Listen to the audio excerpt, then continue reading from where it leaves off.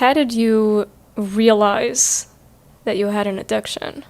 Right, because usually there's that denial piece. No, there was, and right. There's probably huge for a denial. while. Yeah, for so sure. I guess what got you to that first 12-step meeting? Right. So in my case, there was a lot of denial around the addiction because classically when we hear the word addiction, I think most of us go to alcohol, drugs, and gambling. Right. Right. So actually the science isn't definitive on the fact that someone could be addicted to a process like sex or Right. shopping. Is it in the DSM? Not that I know of. Right. I think It's that like a sexual dysfunction. It's not. Right, they Right. not an addiction. Right. Right. Right. So a lot of people don't even recognize that you could be addicted to this. So I stayed away from alcohol, drugs, gambling, and things like that. So for me, it was almost my identity became that I don't have these problems.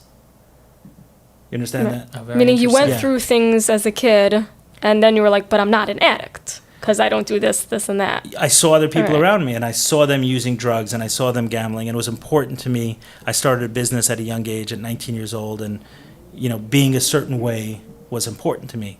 There was this corner of my life that was a real mess, but I tried to keep it as contained as possible.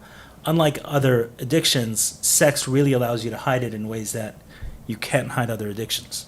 When someone is drunk, you see it, Right. right? You see it. Yeah, some people drink alone, but there's much more of an effect than someone watching porn for an hour in their room at night. There's much more an effect than Right. Gambling, You lose the money is right. Right. You're The losing your is money. there. Right. Drugs, it starts affecting people physically. Right. And the Right. risks and everything else, it spills out much more. Whereas sex addiction, I find that a lot of the people I know who are sex addicts, the rest of their life Can function. can sometimes overfunction. Very Oh, often interesting. overfunction. The amount of very high functioning people that I've met, doctors, lawyers, professionals, business guys. It's not to say that it isn't the case with other addicts, but it spills over in ways. Other addictions spill over Right. in Like ways. think about like Tiger Woods, right?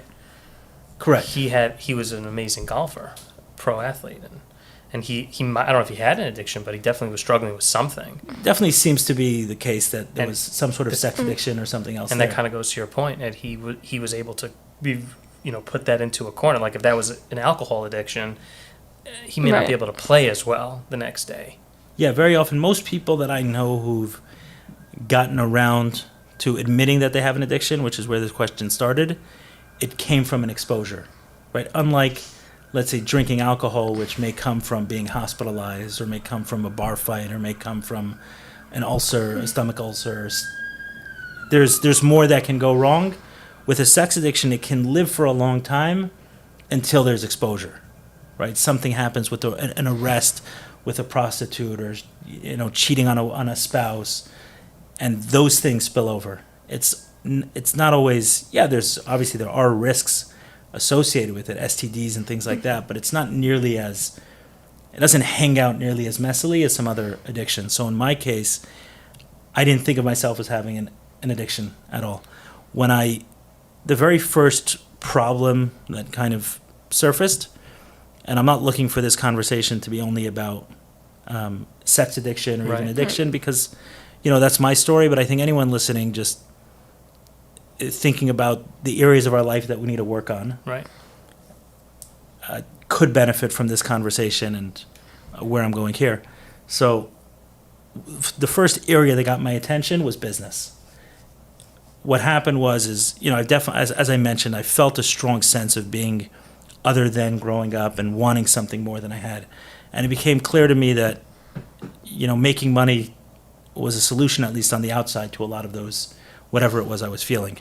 And I saw that the people who made the money had the influence, respect, had freedom, ability to do things. So that became a major drive for me.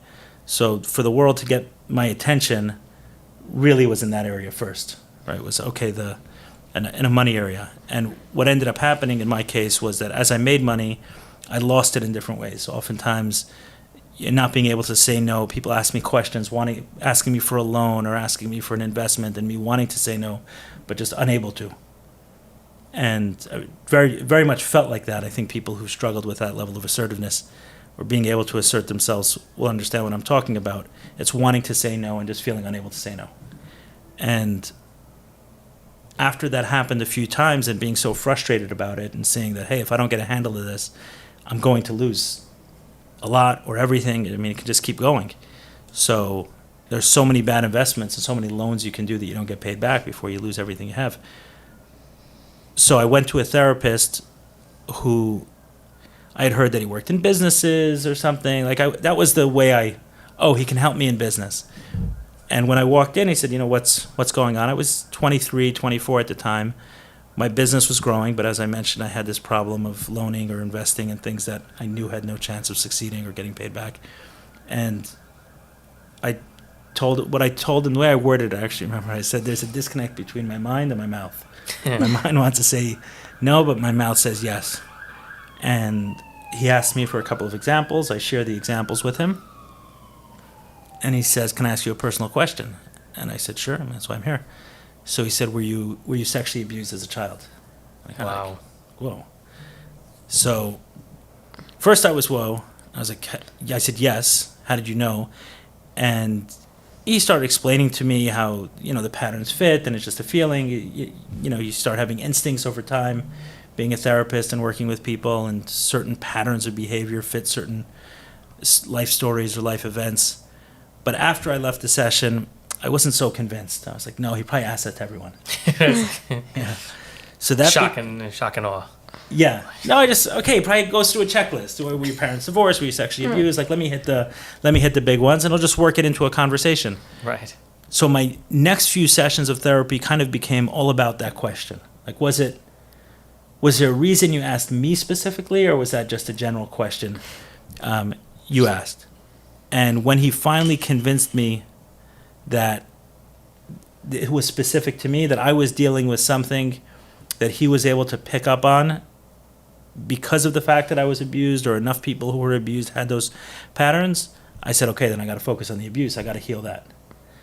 So as I started focusing on the abuse and the way it affected me, and, the way it affected my trust issues, my sexual template. I mean, so many different things. My desire for a relationship. At that time, I had no interest in getting married or having a relationship. It made no sense to me. I didn't understand why anyone would date or get involved in relationships. I had all these ideas and thoughts that I could pontificate on and explain, and they made a lot of sense to me at the time. Some marriages for lonely people. I had all these things I would say. And maybe now I still have things that I just say. Right, but at least I feel better today. At least I'm smiling. Over there, I was depressed with my thoughts.